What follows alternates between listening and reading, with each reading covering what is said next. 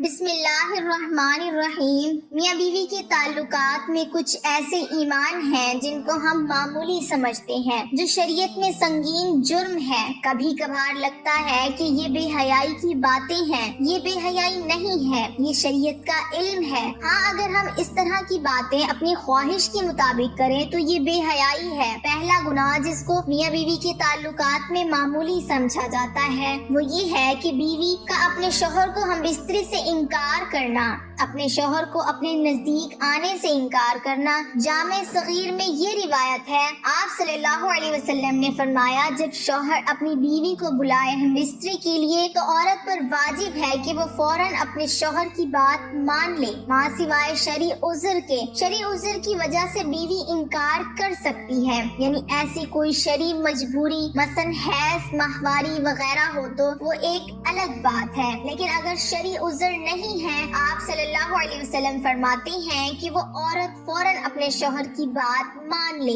خواہ وہ اونٹ کی وہ سیٹ جس پر بیٹھ کر سواری کی جاتی ہے اس پر ہی بیٹھا کیوں نہ بلا رہا ہو۔ اس معاملے کو خواتین جو بیویاں ہیں جو اپنے شوہر کو حق دینا چاہتی ہیں وہ اس بات کو مد نظر رکھیں کہ جب اس معاملے میں کوتاہی ہوتی ہے تو انسان دوسری جگہ اپنی خواہش پوری کرنے جاتا ہے اور یہ بات پھر بیوی برداشت نہیں کر سکتی، اسی لیے شریعت نے اس معاملے کی اہمیت بیان کی ہے۔ دوسری روایت صحیح بخاری کی ہے، آپ صلی اللہ علیہ وسلم نے فرمایا، جب شوہر اپنی بیوی کو ہم بستری کے لیے بلائے اور بیوی انکار کر دے اور شوہر اپنی بیوی سے ناراضگی کی حالت میں سو جائے تو جب تک وہ ناراضگی کی حالت میں سوتا رہے گا فرشتے بیوی پر لعنت بھیجتے رہیں گے۔ دوسرا گناہ میاں بیوی کے تعلقات میں جس کو معمولی سمجھا جاتا ہے جبکہ شریعت میں اس کا اتنا سخت گناہ ہے وہ یہ ہے کہ عورت کا بغیر کسی عذر کے شوہر سے طلاق کا مطالبہ کرنا۔ صحیح جامع صغیرہ کی روایت ہے، آپ صلی اللہ علیہ وسلم نے فرمایا،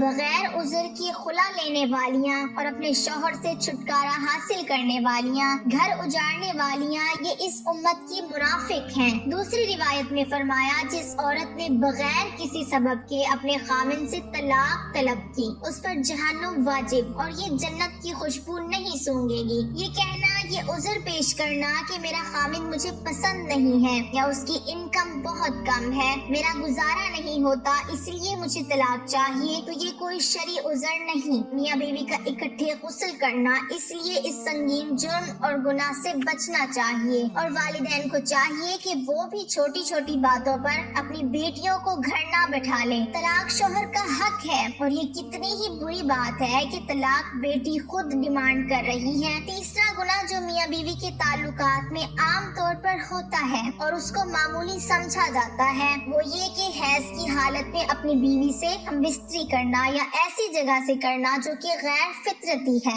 آپ صلی اللہ علیہ وسلم نے فرمایا، جامع ترمذی کی یہ روایت ہے، جس شخص نے حیض والی عورت سے ہم بستری کی یا عورت کے پیچھے جماع کیا تو وہ شریعت کا منکر ہے، اس کے لیے شریعت کا انکار کیا۔ جس نے یہ عمل کیا اس کے لیے شریعت نے کفارہ کا حکم دیا ہے اور یہ بہت سنگین جرم ہے، لیکن اس کو لوگ سمجھ ہی نہیں پا رہے اور اس بات کو کوئی سیریس لینے کو تیار ہی نہیں ہے کہ نکاح سے پہلے اس کے آداب اور ازواجی زندگی کے متعلق سیکھا جائے۔ دنیا جہاں میں ہر چیز کی ٹریننگ ہوتی ہے وہ ہم لوگ بڑے فخر سے کرتے ہیں، جنابت ہم بستری کے بغیر سونے سے قبل وضو یا غسل لازمی ہے، لیکن جب بات شریعت سیکھنے کی ہے تو وہاں کیا ہے جس کی ہمیں شرم آ رہی ہے؟ دنیا کی بے حیائی میں شرم نہیں آتی، لیکن شریعت سیکھتے ہوئے یا شریعت کی بات کرتے ہوئے ہمیں شرم آتی ہے۔ چوتھا گناہ میاں بیوی کے تعلقات میں جس کو معمولی سمجھا جاتا ہے وہ یہ ہے کہ کسی غیر محرم عورت سے ہاتھ ملانا یہ بہت سخت گناہ ہے۔